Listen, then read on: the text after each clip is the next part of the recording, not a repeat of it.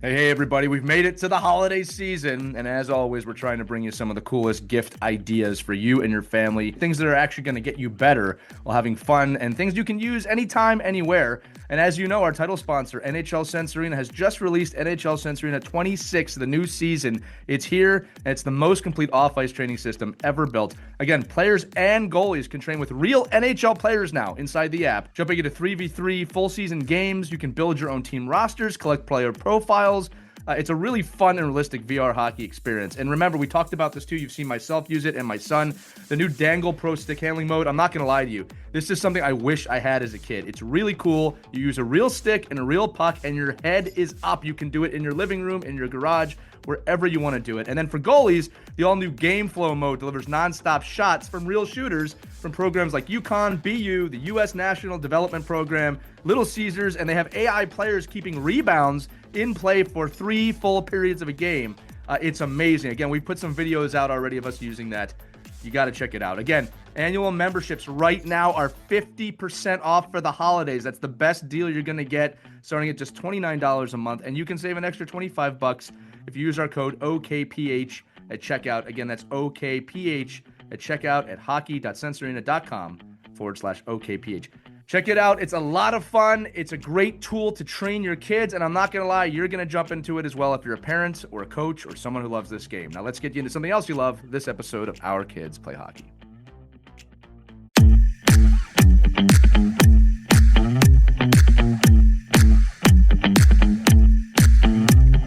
Hello, hockey friends and families around the world, and welcome back to another edition of Our Girls Play Hockey. It's Lee Elias. I'm joined by Mike Benelli and Hayley Scamurra for this packed panel. Today, we're talking about something literally. I actually am going to name this episode literally. The actual name will be much cooler and something that can be searched upon easily for our audience to find it. But, Hayley and I were talking a few days ago. I'm coaching a young girls team. I'm coaching a women's national team. Obviously, Hayley plays in the PWHL, Team USA. She has the resume. And Mike's here too. No, I'm just kidding. Mike has also coached at the professional level with women's hockey and coached women throughout his career. And we were discussing how we feel that at times, and again, Hayley's words too, not a generalization, but at times, we feel that the young girls take coaching far more literally than young boys do at times. Okay? So today we're going to discuss A, what do we mean by that? And then B, how can coaches improve or look at their own coaching and maybe filter this way in? Because I have found too, Hayley, I'm going to throw it to you again, that there is a difference when I coach girls teams versus boys teams. And, positives and negatives. It's not like one's better than the other. They're just different. But why don't we dive into what we mean by girls take things literally? Yeah, absolutely. I think, I actually did coach a girls team, like a U19 team when I was freshly out of college, I think. And I think that's when it really hit me about how girls take instruction. And so like you would show a drill and they do it the exact way you drew it up unless you say otherwise. And like Right. it's a great thing. They're listening to directions like Yeah. but if you want them to be creative at any point, you really have to emphasize be creative, like how you get from point A to point B. You don't have to follow this exact pattern, but like this is the path you will take. And so I think that was my biggest learning lesson there in how to like communicate with girls and how to try to figure out like how to get them to be more creative because they tended to just listen to exactly what you were saying and because they want to get it right. I think that's what it comes down to. Like they want to be listening, they want to do exactly what you're saying, but sometimes in hockey, you have to get creative and you have to kind of get outside your box. Yeah, now I got to say this too, and Mike, I'll throw it to you. Adversely, I find boys do the exact opposite. It's like everybody pay attention, stop doing whatever you want to do, and listen. So again, it's not that one's better or worse; they're very different, right? Mike, go ahead. Your Mhm. thoughts on this too? Yeah, no, I've seen that. I mean, throughout my coaching career, I mean, working with, especially, it all depends on the age group too Yeah, you're that's working true. with. But I think the girls, they just, they're, and I think a lot of it has to do with the fact that when you're coaching girls only hockey, especially when they're not mixed in with the boys, and depending on the type of who you are as the coach, it might be the first time, like in my experience, like they've actually had somebody trying to coach them, and they just want to like take it in Mhm. more. It's not just like somebody out there, just that they're part of the team. It's like somebody's directing something to that female. And I think that just inherently just and the boys sometimes too. Like if you have your regular team and you're coaching your team and you have a guest coach come in, the boys will quite literally take that instruction differently because of their comfort level in the drill. And I think that's just where, I think you see the girls, they well, the bottom line is they do take the drills quicker. They listen more intently, and I think they process because they're not already thinking, oh well, I know all this, I'm just gonna go out there and do it. And I think it's just, that, and it's not, it is, I guess it's generalizing, but it's the experience that I have working, and it's the same thing in lacrosse. I teach uh young girls lacrosse, and it's easy. Like, it's so much easier. Is it as creative? No, but it's easier. It's easier to get girls through the drills and through the rotation and what I want them to do, because they say, okay, that's what you want me to do. That's what I'll do.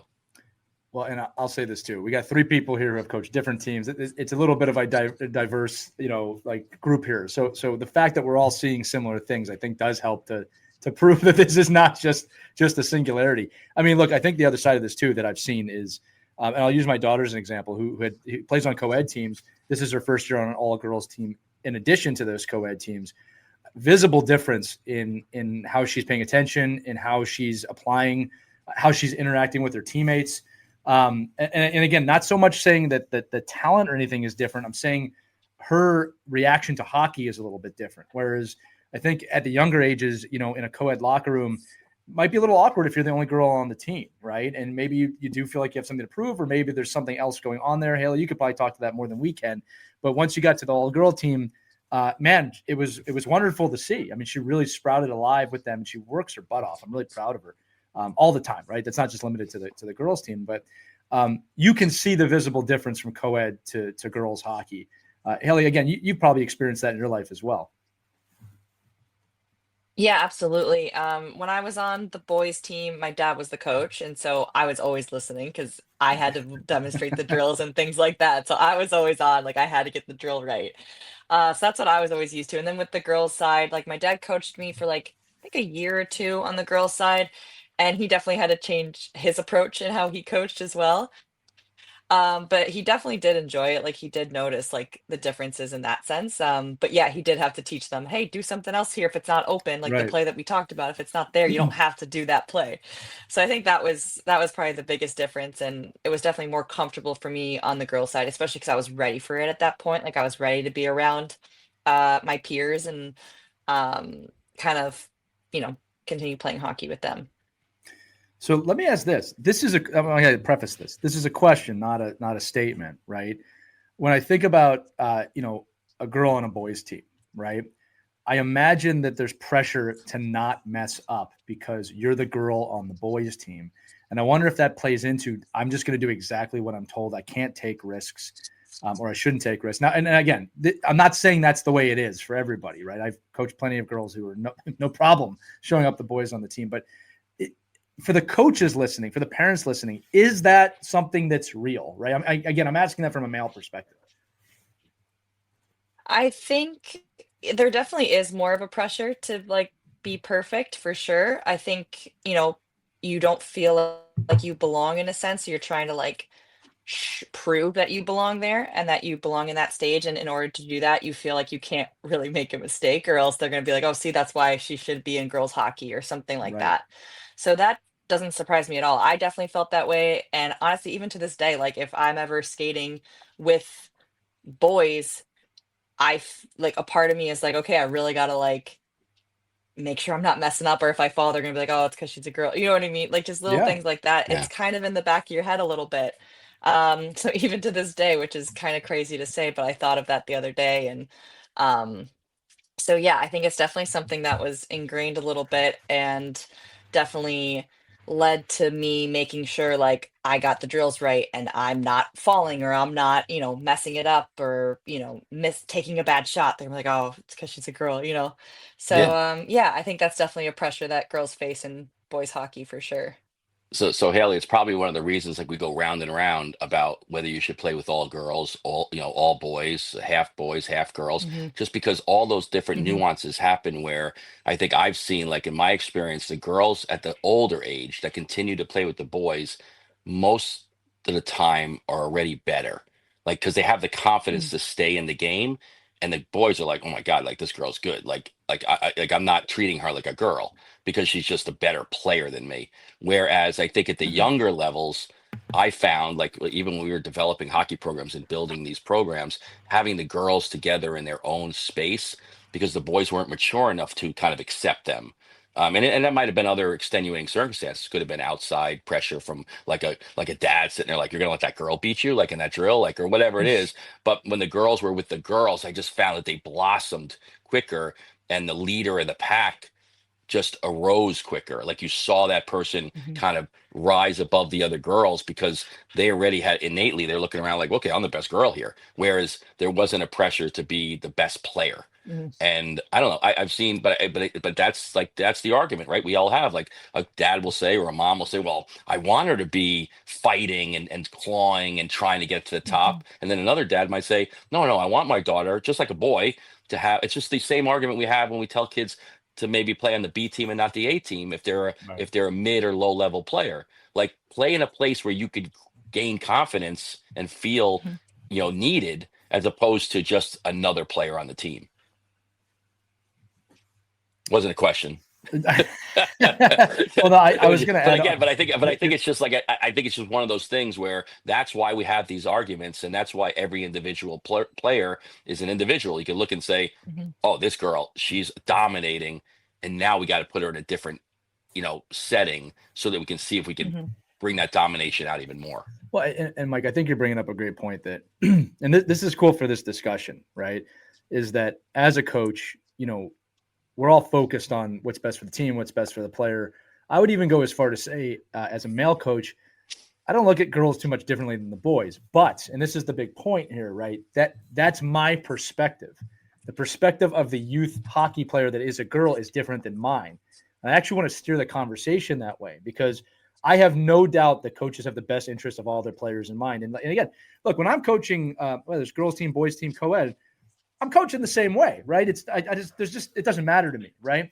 But Hayley, and you just said this, Mike, you just said this too, that might not be the girl's perspective. So I want to talk about coaching now. What should we be aware of? What should we focus on maybe a little bit more? And I got a great question here about language, right? I've heard coaches say things like be aggressive, go hard, find space. That's not really a great it's not really a great description of what we're trying to coach. I think sometimes we overgeneralize the things we want. We'll just go harder. Well, we're adults. We kind of know what that means. It doesn't mean a young kid understands what that means. That might just mean move your arms faster, right? So just keeping this again with it's our girls play hockey. Those common phrases, go hard, find space, right? Are they confusing? And can we rephrase them in a way that's going to be better? And again, this is probably a question that goes beyond just girls hockey, but let's just keep that in mind when we're talking. Haley, I'd love your thoughts on that. Yeah, I think that's a great point, actually. I never really thought about that. But I think you could definitely be more specific in terms of like how you can be aggressive. Like, what does that look like? It's pinning someone into the boards, winning board battles, like things Right. like that. Like going into like the more specific things you can do in order to be aggressive or in order to be playing hard. Um, being like the first one on the forecheck, like your role is just to go at that defender and make them uncomfortable. Like your role is not necessarily to get the puck. That might be for the next person coming Right. in. So it's That's a like great point. maybe explaining why you're doing those things and what you're trying to get the outcome to be. Yeah. And doing that might help the player be like, okay, that makes sense why I'm going to be doing that, and not just making them do it to do it. One of my favorite ones, you just brought this up too. Younger kids and parents, this is for you too. They have a problem understanding, wait, my job's not to get the puck. It might not be to get the puck, because the way kids look at the game is I always need to get the puck and I always need to score, and that's the only thing that matters. So what we'll see a lot on forechecks is, and we're probably talking 12U, 10U now, is like you're the first person on the puck, and they'll hesitate. They'll get there and they'll Mhm. stop in front of the player with the puck because they're thinking I have to get this puck. And it's like, no, we're trying to force that puck away from that person. But we don't, you're making a great point, Ellie. We don't really describe that well all the time. Another word that I'm guilty of using, I'm really working on not doing this, is possession, right? And I talk about possession. All the adults listening, I know what possession is. I should never assume that a 10-year-old knows what that means, even knows what the word means, right? And how it applies to a full game, right? And so I have to really explain, no, when we have the puck, we don't want the other team to have the puck. We don't want to give them the puck. We don't want to throw the puck. And if they're on you, you gotta battle for that puck, right? They have to earn the puck. But we say that like just possession game. Like that's just, it's not enough, right? So I'm always trying to I'm always self-auditing myself. Like, what did I say? Did that connect, right? Now, with girls hockey specifically and the kids that I coach, one of the things I love, and I'm not kidding, coaches who've never coached girls hockey, this is the most wonderful thing. The girls teams do exactly what I say, and they learn very quick.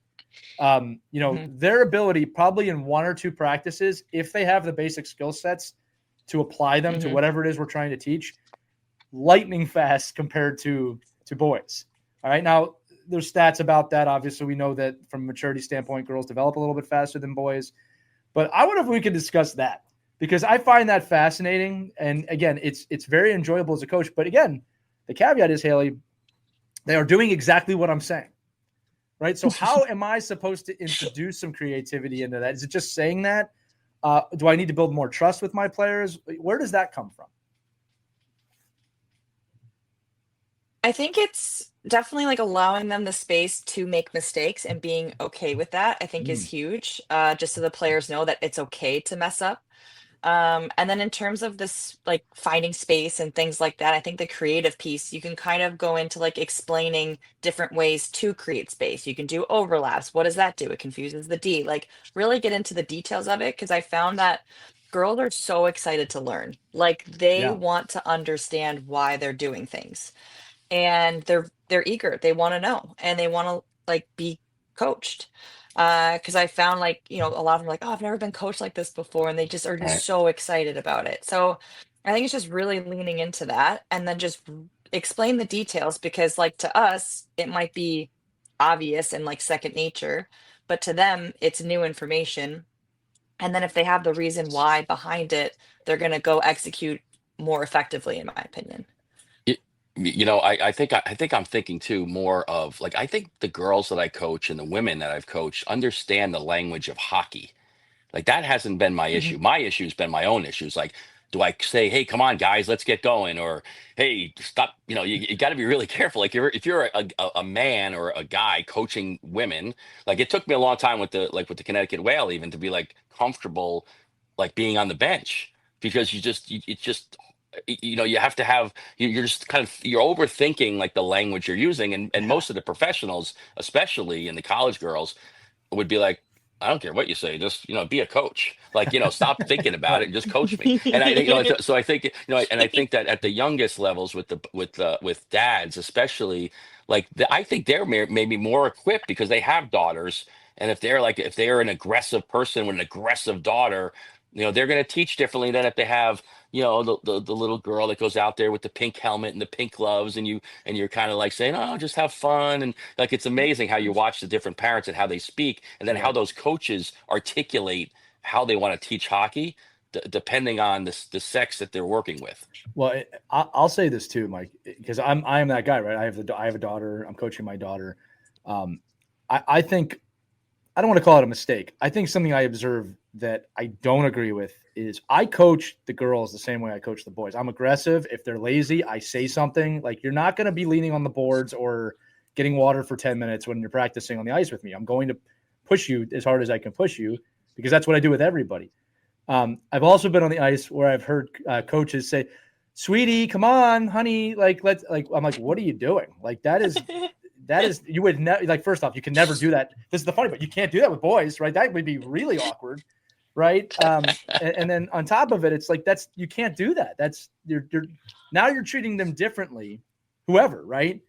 Boys or girls in this situation, and that's not okay either, right? So I think it's about finding a balance, and that's the reason we go through safe sport training. It's not I don't coach girls differently than I coach boys, right? I am more hyper aware when I'm coaching girls, maybe about what I'm saying or how I'm saying it, but nothing really changes. All right.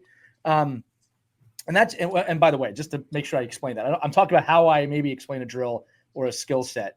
I'm kind of meeting the player where they're at. Actually, it really doesn't even matter if they're boys or girls now I'm thinking about it. But building off of this, all right, Haley, you talked about that trust, and this is where I want to pull a thread. the maybe the fear of making a mistake. I love that you talked about being okay with making a mistake. Again, now listen, this is across the board, boys and girls, but that is a little different in the girls' game because of maybe the reason for not wanting to make a mistake. What's something any coach can do, start of the season, mid-season, to build the trust or at least explain to the young girls, I want you to make mistakes. I want you to learn from these mistakes. And then adversely, maybe what not to say, right? Because I also hear coaches say things like, you can't be doing that. Like, no. They can be doing that. They're 10. They're 12. They can be doing that at practice, right? What are your thoughts on that? I think you can almost point it out in a way where you're like, I love that you just tried that, right? Like Yeah. maybe we're talking about being creative on like a zone entry and the player tried to like enter the middle to create space on the outside and then the D took it away or something, right? I think you can go to that player, maybe don't point it out in front of the whole team, but you Right. take that player aside and you're like, I love that you just tried that move. I think that was a great idea.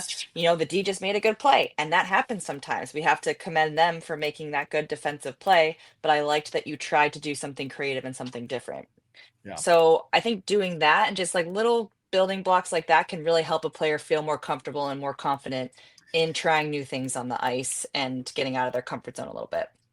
Yeah, for sure. I mean, catching kids doing the right thing is a really hard thing to do as a coach. Like, you have to train yourself to say, "Oh, that is a good," like, because we're always looking for the negative. Like, That's we're always true. like, "Oh my God, I can't believe you turned the puck over. Oh, you should have made that pass." But catching somebody doing the right thing and then giving them that little, attaboy, attagirl, just like Yeah. that's an unbelievable play. Like, that's the kind of stuff that you have to almost learn. Like, you have to train yourself to be in a mode of, man, I gotta make sure I remember to say something to that player when they come back on the bench about that move or that play or that pass. And that's hard. It's a really difficult thing to do when you're in the game and you're a competitive person and you're really trying to, you almost, a lot of us as coaches, you just assume the kids are doing the right thing. Like, oh, well, you did the right thing. You're supposed to do the right thing, and then, I'll point out when you didn't. So it's really an art, I think, to make sure that you're praising all the good things that are happening as well. I'll take that a step further. I think it means, because I know it did to me, and I think sometimes you got to do the how did you feel when you were a player? I think it means the world to a kid when you pull them aside or even on the ice, just kind of put your head on their helmet and say, you did a really good job with that. I think that goes so much further. Now, here's the other caveat of that. That kid is going to look at you with the most blank stare in history and probably not smile or say anything, just but they heard you, right? And I'll tell you what, right now, coaches and parents, yeah, praise when they do stuff good. Don't just praise them to praise them. Okay, that's another thing that I see. I saw this in a game last week. I saw obviously no names. I saw a player turn the puck over in our own slot, trying to pass the puck up the middle of the ice. All of these are cardinal sins, all right, in terms of youth hockey. And I heard a parent screaming, "Great pass!" Blah blah blah. And I'm just like, but it was not a great pass. It was like the worst possible play to make in that situation. I'm going to have to talk to this kid when they come back to the bench in a constructive way and explain why we never do that. But it's like, that's someone who's just trying to be heard and trying to be positive. We don't want to reinforce that play, So positive feedback's great when it makes sense, right? And then constructive feedback, I didn't say negative feedback, constructive feedback. I've been adamant about this one, Hayley, on the last 5 years. Coach the kids on the bench, right? When a kid makes a mistake on the ice in a game, screaming at them in the game, first off, there's probably no way they're really processing that. All right. And what you do is you show the kids on the bench, hey, listen, this play just happened. Let me explain to you why we want to change that. And when the kid comes back off the ice, let me just show you this. That's good coaching, in my opinion. All right. At the youth level, again, as the older you get, this changes. Like, I'm not going to lie to that. Like, again, like Hayley, at the level Hayley plays, you can't really make mistakes too often, right? That's gonna play out. Yeah, but even Poorly. at Haley's level, even Yeah. at that level, you have the cheerleaders. Like, my wife's the cheerleader. Like, she'll get, the Right. kid, we'll just get spanked, and she'll be like, "Oh, you play so great," blah blah blah. And my son's like looking at me like, "What the hell is she We talking about? lost. Like, we just got crushed." And but there has to be a cheerleader. There has to be somebody Right. that's like, "Okay, go back at him, get back at him. You're in there. No problem. Hopefully You it's a can come teammate. over. You can but making a horrendous pass in the zone. But I think that's where." It's really great to learn at any girls, boys, whatever, have those people on the bench. You can't have, three just negative Nellies on the bench I the whole totally time. agree Just with like, that. oh my God, everybody sucks.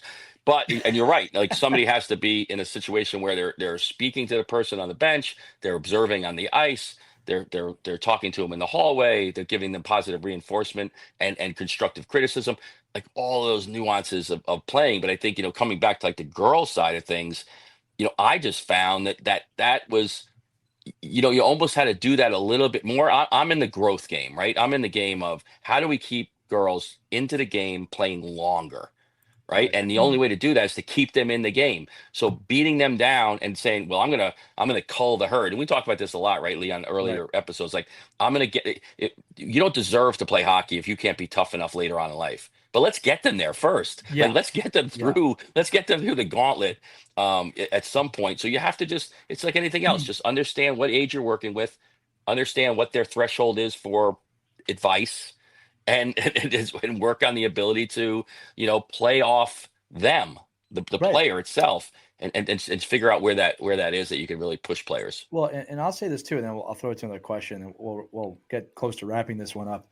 Um, one of the things too I look for as a coach, I'll talk more about the team building stuff that I do than on ice right now, but this applies, right? When I do team building work with a team, there are times that they are really screwing up the team building drill, but they are having such a great time. They're bonding, they're figuring it out, that I let them continue to do it. Because it would be my ego of you're not doing the drill right over the goal, which is getting them bonded, right? So I'm using that their team bonding drills. So if I see them bonding over screwing the drill up, I have to make sure I go, oh, okay, this is working, right? There are versions of that on the ice. Now, you have to learn your basic skills. You have to learn how they apply to a larger system. Then you have to learn how that works over 3 periods. But there's got to be some grace from a coaching standpoint of seeing when they're learning or they're in a learning mode, even if the drill's not going well, right? And look, like right now with this 10U girls team, we're working on a breakout. I'll be very blunt. They are not very good at it yet, but we're celebrating the little wins. We're celebrating understanding that, okay, you read that well, right? And I think there's got to be some patience with that. And I always bring this up too. Coaches you've got to put your ego aside. If you're coaching with ego, you're not coaching, right? You're just telling them what you want them to do at that point, right? So I think when it comes to girls hockey and understanding too, Hayley, what you said about them taking things literally, having to explain things from a why standpoint. I mean, I think this is important across the board, right? The other part of it too, I want to ask about is body language, right? Again, I'm kind of merging into that now. Does a coach's body language have any difference at girls hockey versus boys hockey, in your opinion? Oh man. Um, it's hard to say. I mean, for me, not really, but I would imagine that like for some girls, like if it's a male coach, their presence, it could be maybe more large or looming, and that could be more intimidating to girls at times. Yeah. I know for myself, I didn't really feel that way because it was just my dad, so it's just Right. different. But I would imagine that a certain like it depend on the person, but I think in the fact of just it being a larger male could inherently just be a little bit more intimidating. So maybe that could be something that they would have to like maybe think about a little bit more if they're coaching like all girls or a girl or anything like that. Um, and find ways to like get on their level in terms of not looming over them, but maybe like, going down to talk to them and things like Yeah. that, or sitting with them to talk with them. And so definitely things to consider, I would imagine. Yeah. And I won't dive deep into the psychology of boys and fathers and mothers and daughters and fathers and mothers, but that does exist. Right. And that, Yes, we yes. do talk about this all the time. Like when we'll just say an adult coach is raising their voice to a Mhm. child. I mean, that statement alone brings up thoughts, you know what I mean? Of how are we interacting with these kids? So I think that, the broad point here is awareness of just be aware of your coaching. I always say this, meet the kids where they're at, boys, girls, doesn't matter. You got to meet them where they're at and have a clue that, everybody learns a different way. Everybody perceives things a different way. The way you perceive things might not be the way someone else is perceiving it. And I think exploring that as a coach is part of our evolution, part of our education. There is no one way. right? I mean, let me rephrase that. The days of one-way coaching are kind of done, right? Because those guys would all be arrested today if they did this stuff they did in the 70s and 80s. Well, it's just even the language, right? Right. I remember I had to have a dad, well, not even a dad, it was a grandfather helping us with lacrosse a couple of years back, and he's up and down the field just yelling and screaming at the guys like, "Come on, ladies, you got to get the lead out," and everything. I'm like, "Listen," I said, I said, "You just can't say that anymore." I said, "I'm sorry, but it's like we're in the wrong group here." So I think it's just, but and I was laughing because I'm watching the girls, like these girls are gonna kick these guys' ass anyway. So I don't even know what you're talking about. So I'm just like, just funny how you have to evolve in that just the way you speak and and how you're motivating, and boys and girls, but there's still the tried and true ways of getting to a player and getting them going. Well, I'm going to say this too. Look, if you're over 40, if you're a male over 40, you grew up in a time where people said, "Don't play like a girl." We all heard that growing up, right? And it's like, now I 3 years ago. Yeah, I'm saying we've shed that. We've shed that from our vocabulary. Yeah, but that's literally what we heard. Like that being a woman was weak. Now, obviously, we don't think that way anymore, right? But these are things that exist in your mind that you might not realize, right? And you got to think about those things. And again, like it's not hard to change, right? If that's something people are still saying, it's not accepted anymore. Hayley, to close this out, and again, I'm going to put you on the spot a little bit with this one. Did you have any male coaches who really got it right? And what did they maybe do differently for you than others? And feel free to use your father if you want, or if you had other male coaches as well. I mean, my dad, he never coached me any different than any of the boys, which I did always appreciate. Like, I didn't feel he didn't like dumb the game down, or he didn't like speak down to me or in any sense, or didn't think I wasn't capable of doing the things the boys were doing. He was expecting me to excel further than the boys just based on my work ethic and things like that. So that I definitely appreciate. And when I see that in other coaches, I do appreciate that. You can tell when they're not talking down to you. You can tell when they're not being patronizing, like things like that. So I think kind of what you were saying, Lee, in terms of like not coaching them differently, I think that's massive. I think it's important to like take note of like the little things you can like say to make it maybe more clear or things like that. But like overall, like coach me like hard, like critique me, give me feedback. Like girls want that and they want to get better. They don't want to be coddled. And I mean, yeah, that's my big one. Well, look, I'll say this again in closing, and then Mike, if you have anything too, I have found that the girls that I've coached at every level, every age group from national team down, not only want to learn, but boy, do they retain that information quickly. And again, it's just part of maturity in that. But I'll also echo what you just said, Hayley. I am not going to coach anyone differently. I'm going to push you to be the best that you can possibly be. That has nothing to do with whether you're a boy or a girl, right? That's just how I coach, right? But again, I'm always trying to push myself to be a better coach as well. That's why awkward conversations like this episode have to happen, right? That's the whole point of the show, is to have these types of questions that people like. You're not going to walk up to somebody in the ring like, "Tell me how I should coach a girl differently." That's just not going to happen, right? That's why this show exists. But Mike, do you have any final thoughts too before we close it out? No, I think it's just the same theme. It's like, just coach. I mean, it's pretty simple, and just understand like what your language, how it, how it impacts whether you're working with girls or boys. I mean, I think it's just a matter of, and set those standards pretty high at the beginning. Make sure you follow up. If you're coaching a co-ed team, make sure you listen to your boys and girls, and making sure you're like, "Listen, guys, or guys, here I am," right? But just make sure we're on the same page, and we're developing each other, and you're a teammate, and don't worry about the the girl boy thing. Yeah, well, I love it, and that's literally the end of this episode. So if you have any thoughts on this, again, this was a discussion, right? We said we're not coming to this as quite experts today. Let us know what you think. Email us at team@ourkidsplayhockey.com. You can use a link accompanying this episode in the description to text us. If you have thoughts on this, share it. We'd love to hear from you. We'll share them on a future episode. You're part of the discussion too as the audience. But that's going to do it for this edition of Our Girls Play Hockey. For Mike Benelli, I'm Lee Elias. That's Hayley Scamurra. We'll see you next time, friends. Skate on, have fun, and take care. We hope you enjoyed this edition of Our Kids Play Hockey. Make sure to like and subscribe right now if you found value wherever you're listening, whether it's a podcast network, a social media network, or our website, ourkidsplayhockey.com. Also, make sure to check out our children's book, When Hockey Stops, at whenhockeystops.com. It's a book that helps children deal with adversity in the game and in life. We're very proud of it. But thanks so much for listening to this edition of Our Kids Play Hockey, and we'll see you on the next episode.